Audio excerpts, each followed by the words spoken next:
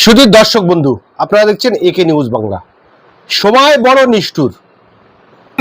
ফলতার পুষ্পখাত জাহাঙ্গীর হাপ্পান পরিয়ে পুলিশ থানাকে ঘোরাচ্ছেন। তিনি পাবলিকের উদ্দেশ্যে নমস্কার করছেন, কখনো কখনো কান ধরছেন। আরেকদিকে দেখতে পাচ্ছি যে বিজেপিকে যারা ভোট দিয়েছেন তারাই বলছে আমরাই বিজেপিকে ভোট দিয়ে আমরাই বড় বিপদে পড়েছি। কেন, যে হকার উচ্ছেদ হচ্ছে সেই হকারের অধিকাংশ কিন্তু আমার হিন্দু ভাইরা, বিশেষ করে আমাদের সাউথের লালদি ক্যানিং এই দিকের হিন্দু ভাইরা কিন্তু চরম বিপদে পড়ে গিয়েছে।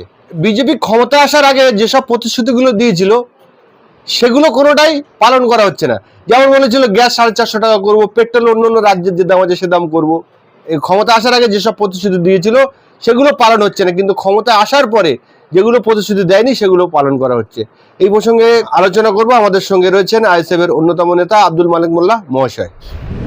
নিজেদের সাম্রাজ্য একটা সময় তারা চালিয়েছে, মানুষের উপরে অত্যাচার করেছে, লুট করেছে, যার কারণে প্রশাসন এইভাবে ঘুরিয়ে সাধারণ মানুষের ভয় কাটানোর একটা প্রচেষ্টা চালাচ্ছে। এটা সম্ভবত, আমি সম্ভবত বলছি, কারণ এরকম কোনো আইন নেই যে কোনো অপরাধীকে, রাজনৈতিক অপরাধীকে কোমরে দড়ি দিয়ে আর গ্রামের মানুষের সামন দিয়ে খালি পায়ে ঘোরাতে হবে, এরকম কোনো আইন আছে বলে আমার জানা নেই। সেই কারণে আমি বলবো এই যে কাজটা হচ্ছে, এই কাজটা আমি সম্পূর্ণরূপে সমর্থন করি না, পরিষ্কার কথা। কারণ রাজনৈতিক ব্যক্তিত্ব, তাদের ভুল ভ্রান্তি অন্যায় থাকবে, আইনত তাদের সাজা হবে, তাদের বিরুদ্ধে ব্যবস্থা হবে, ল অ্যান্ড অর্ডার যেভাবে বলে সেইভাবে এগোবে। কিন্তু এইভাবে অর্ধনগ্ন অর্থাৎ হাফ প্যান্ট পরিয়ে কোমরে দড়ি দিয়ে রাস্তা দিয়ে ঘোরানো, এটা কোন আইন বলে করছে? যদি আইন থাকে তাহলে আলাদা কথা, তবে আইন যদি না থাকে আমার মনে হচ্ছে এটা অতিরঞ্জিতভাবে করা হচ্ছে। এই জিনিস বন্ধ হওয়া উচিত। আমরা দেখেছিলাম যে বিজেপি শাসিত রাজ্যগুলো, বিশেষ করে উত্তরপ্রদেশে প্রশাসন সমস্ত কিছু আইনের বিরুদ্ধে গিয়ে কাজ করে।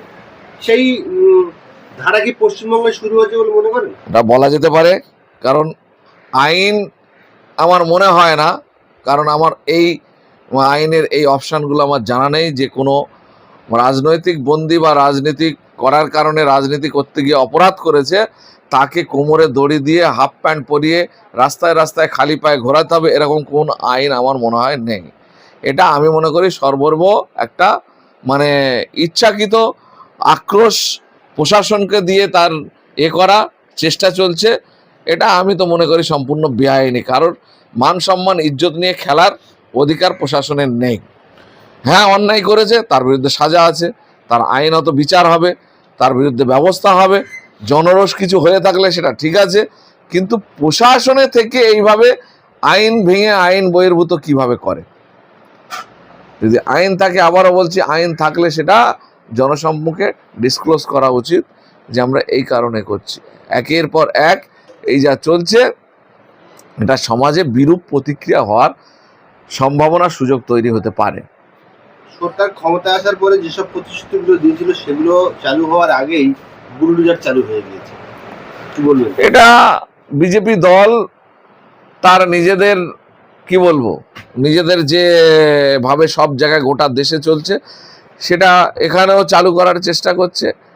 যদি কারো বেআইনি বিল্ডিং থাকে, ঘর থাকে, নিশ্চয়ই তার আইনগতভাবে যা অপশান আছে, আমরা যেটা বুঝি, কারো যদি সরকারি জায়গায় সম্পত্তি থাকে তাকে নোটিশ দেওয়া যে ভাই তোমার 1 সপ্তাহ টাইম দিলাম, 15 দিন টাইম দিলাম, এর মধ্যে তুমি জায়গা খালি করো, তোমার জিনিসপত্র সরিয়ে নাও, ভেঙে নাও।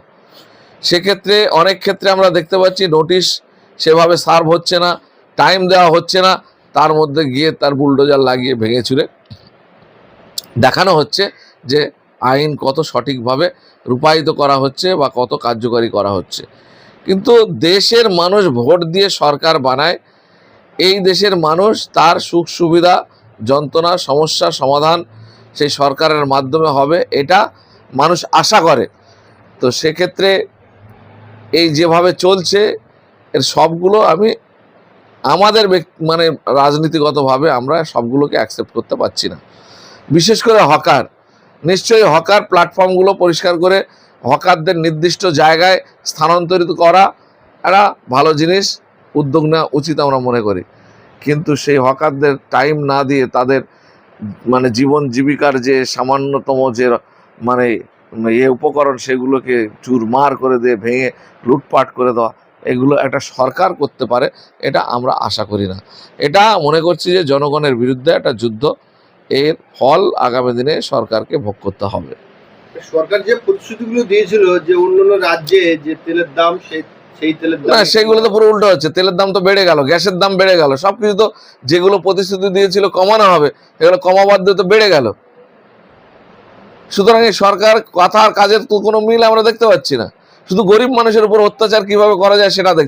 আজকে যে ট্রেনের জায়গাগুলো পরিষ্কার করছে, আমি ইতিপূর্বে বলছিলাম, সেখানে কারা বসবে? আমরা তো জানতে পারছি কর্পোরেট কোম্পানিগুলো সেখানে স্টল বানাবে, সেই স্টল পয়সা দিয়ে কিনতে হবে। তাহলে বকলমে গরিব মানুষের পেটে লাথি মেরে তাদের জীবন জীবিকা শেষ করে দিয়ে বড় কোম্পানিদের সুযোগ করে দেওয়ার চেষ্টা চলছে।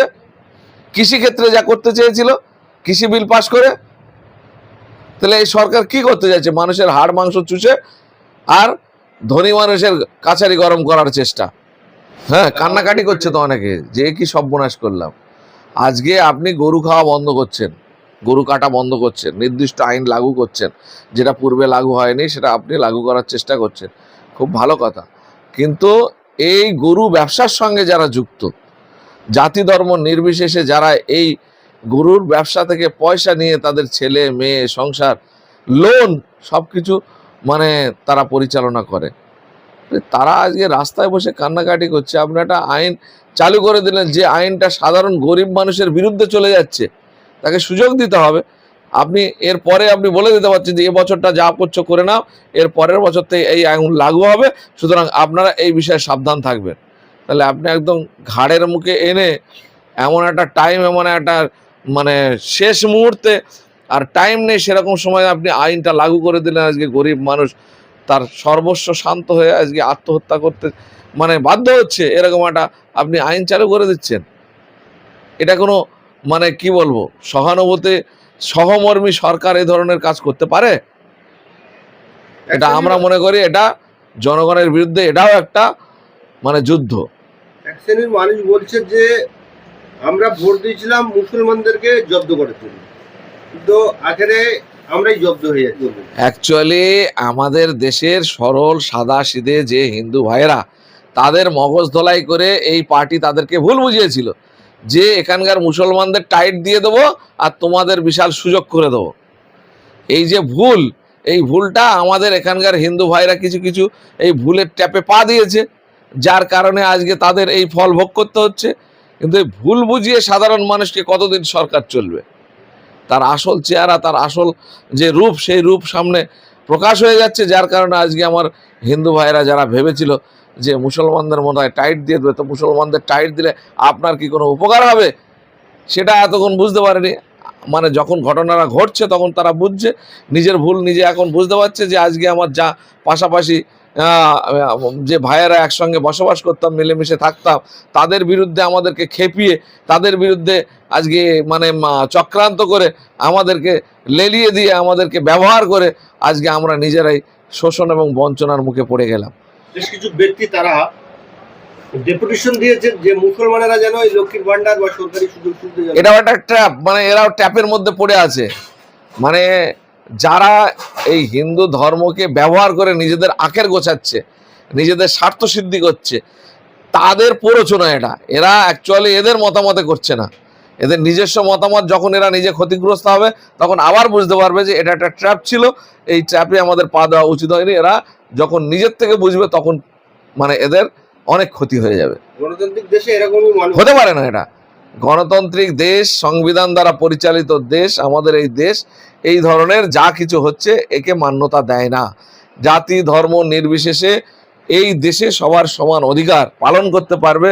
সংবিধান সেই অধিকার দেয় যে জাতি ধর্ম বর্ণ ভাষা লিঙ্গে বৈষম্য করে কারো বিরুদ্ধে কোনো রকম ডিসক্রিমিনেশন অর্থাৎ কোনো রকম পার্সিয়ালিটি করা যাবে না। অর্থাৎ দেশ সবার কাছে সমান, সংবিধান এ সবার কাছে সমান মর্যাদা।